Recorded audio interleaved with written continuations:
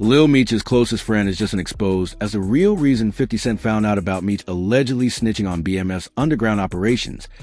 And in a shocking twist, this friend reportedly turned him in just to win 50 Cent's trust and gain power in the empire, making this one of the most heartbreaking betrayals hip-hop has seen in years. This wasn't just a fallout. This was a snake in the garden. A Judas-style backstab that shattered a brotherhood and turned 50 Cent against the very man he once called his protege. While fans were speculating for weeks on how 50 Cent learned of Lil Meech's betrayal, the answer was sitting right next to him the entire time. His so-called day one, his rider, the man who had access to Meech's world, his secrets, his silence, flipped the script and fed it all to 50 in exchange for fame, favor, and a seat at the G-Unit table. Let's take it all the way back. At first, everything looked perfect. Lil Meech was on top of the world. He had inherited the role of a lifetime, play his own father in the explosive BMF series produced by 50 Cent. Hollywood was opening its doors. He was stepping into his father's shoes, surrounded by power, cameras, women, and money. And at his side, always, was a tight crew of friends, childhood boys, the ones who knew him before the glitz, the ones he trusted blindly.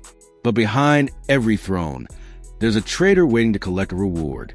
One of those friends had other plans. Let's call him Rico. Not his real name, but close enough for those who know the streets. Rico was always there, always in the shadows, always playing the background. Meech brought him everywhere.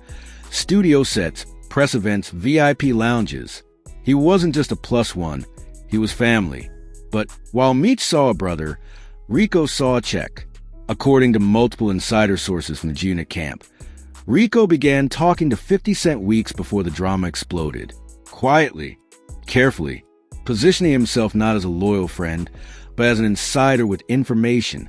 He allegedly told 50 Cent about Meech's conversations, where he slipped up, where he got emotional, where he shared too much.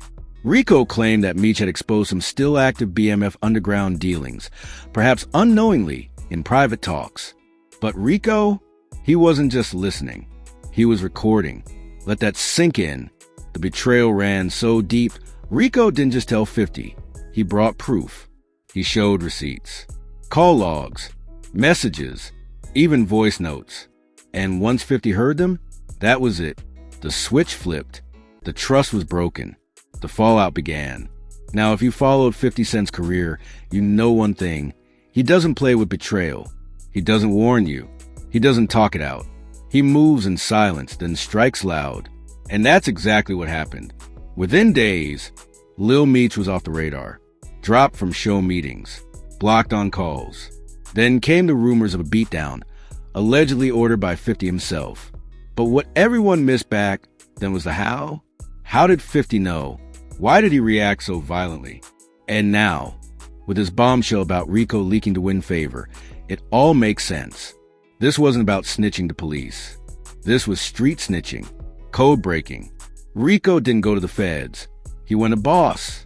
He knew exactly what to say. He knew 50 wouldn't ignore a threat to his brand, his vision, or his legacy. So he handed Meech's neck on a platter. And in return, he got access, opportunities. Word on the street is 50 brought Rico into the circle, offered him side gigs, runner positions, maybe even a shot at being consultant on future G-Unit projects. What did Rico trade? Just his loyalty, just his friend, just everything. Now the internet is exploding with reactions. Fans are shocked. Some are blaming 50. Some are blaming Meech. But a growing number are calling Rico the real villain. Because it's one thing to make mistakes. It's another thing to sell out your brother to get ahead. Especially when that brother gave you everything. People close to Meech say he's devastated. He never saw it coming. This wasn't a known op. This wasn't a loud traitor. This was his brother. The guy who stayed in his house, ate his food, and whispered loyalty while plotting betrayal. One source said, Meech ain't heartbroken over 50. He's heartbroken over Rico. That was his man. That was his right hand. He led him in the circle, and the boy used it to stab him. And here's where it gets darker. Some believe Rico wasn't acting alone. They say other jealous figures in Meech's circle encouraged it, that they were sick of Meech's rising fame. that once 50 started showing cracks in their relationship, these snakes saw their moment. A coup. And Rico just played the frontman. Whether that's true or not, one thing is clear. Rico is no longer hiding. He's been seen with members of 50's entourage, popping up at smaller G events, quietly moving through the ranks. Not flashy, but present. Not loud, but noticed.